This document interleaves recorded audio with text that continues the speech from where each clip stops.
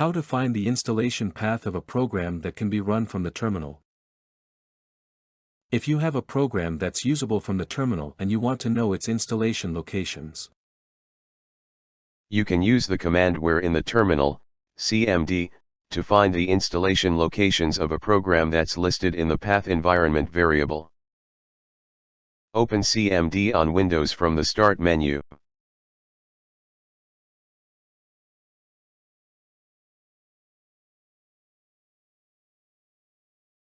Write where then the program name. You'll see the paths to the desired program. Let's try it with Python. Here we tested it with Python interpreter, then we tested it with the Python launcher Py. Thanks for watching.